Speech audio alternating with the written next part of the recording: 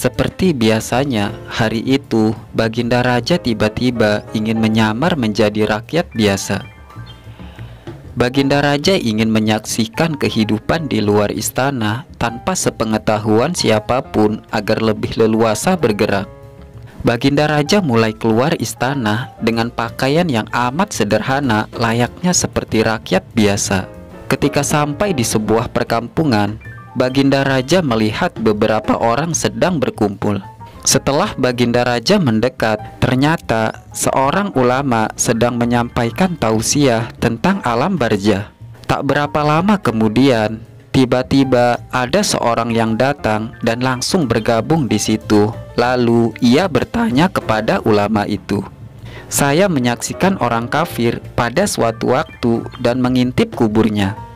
Tetapi saya tiada mendengar mereka berteriak dan tiada pula melihat penyiksaan yang katanya sedang dialaminya. Maka bagaimana cara membenarkan sesuatu yang tidak sesuai dengan yang dilihat mata?" tanya orang itu. Ulama itu berpikir sejenak, kemudian ia berkata, "Untuk mengetahui yang demikian itu harus dengan panca indera yang lain. Ingatkah kamu dengan orang yang sedang tidur? Dia kadangkala bermimpi dalam tidurnya digigit ular, dikejar-kejar binatang buas, dan lain sebagainya. Ia juga merasakan sakit dan takut ketika itu, bahkan memekik dan keringat bercucuran pada keningnya. Ia merasakan hal semacam itu seperti ketika ia tidak tidur. Sedangkan engkau yang duduk di dekatnya menyaksikan keadaannya seolah-olah tidak terjadi apa-apa. Padahal apa yang dilihat serta dialaminya adalah digigit ular, dikejar-kejar binatang buas, dan lain sebagainya. Maka dari itu, jika masalah mimpi yang remeh saja sudah tidak mampu mata lahir melihatnya, mungkinkah engkau bisa melihat apa yang terjadi di alam barzah?" Jelas sang ulama.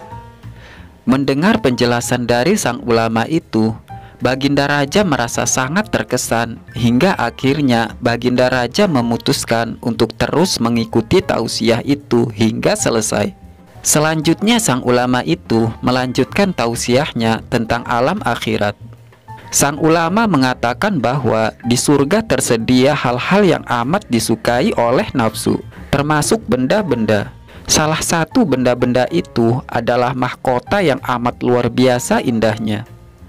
Tak ada yang lebih indah dari barang-barang di surga karena barang-barang itu tercipta dari cahaya. Saking indahnya, bahkan satu mahkota jauh lebih bagus dari dunia dan seisinya. Mendengar hal itu, Baginda Raja semakin terkesan. Setelah tausiah itu selesai, Baginda Raja memutuskan untuk pulang ke istana. Karena terngiang-ngiang akan tausiah tentang indahnya mahkota dari surga, Baginda Raja akhirnya mempunyai ide untuk menguji Abu Nawas. Saat itu juga, Baginda Raja memerintahkan prajurit istana untuk membawa Abu Nawas ke istana untuk menghadapnya. "Hai Abu Nawas, aku menginginkan engkau sekarang juga berangkat ke surga. Kemudian bawakan aku sebuah mahkota dari surga yang katanya tercipta dari cahaya itu. Apakah engkau sanggup Abu Nawas?" tanya Baginda Raja. "Sanggup Baginda Raja," jawab Abu Nawas, langsung menyanggupi tugas yang mustahil dilaksanakan itu. Tetapi Baginda Raja juga harus menyanggupi satu syarat yang akan hamba ajukan. Imbuh Abu Nawas. "Sebutkan syarat itu Abu Nawas," ucap Baginda Raja. "Hamba mohon Baginda Raja menyediakan pintunya agar hamba bisa memasukinya," ucap Abu Nawas.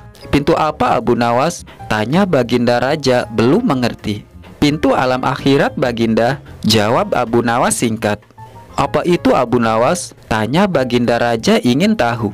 "Kiamat wahai Baginda Raja," jawab Abu Nawas. "Masing-masing alam itu mempunyai pintu Baginda Raja. Pintu alam dunia adalah liang peranakan ibu, dan pintu alam barzah adalah kematian. Sedangkan pintu alam akhirat adalah kiamat." Imbuh Abu Nawas menjelaskan, "Surga itu berada di alam akhirat. Bila Baginda masih tetap menghendaki hamba untuk mengambil sebuah mahkota di surga, maka Baginda harus bisa mendatangkan kiamat itu terlebih dahulu. Lanjut Abu Nawas. Mendengar penjelasan Abu Nawas, Baginda Raja pun terdiam tak dapat menjawab. Di sela-sela kebingungan Baginda Raja, Abu Nawas pun bertanya kembali, "Masihkah Baginda menginginkan mahkota dari surga itu?" Tanya Abu Nawas. Baginda Raja tidak bisa menjawab. Beliau hanya bisa terdiam 1000 bahasa. Sejenak kemudian, Abu Nawas pun mohon diri kepada Baginda Raja, karena Abu Nawas sudah tahu jawaban apa yang akan keluar dari mulut Baginda Raja.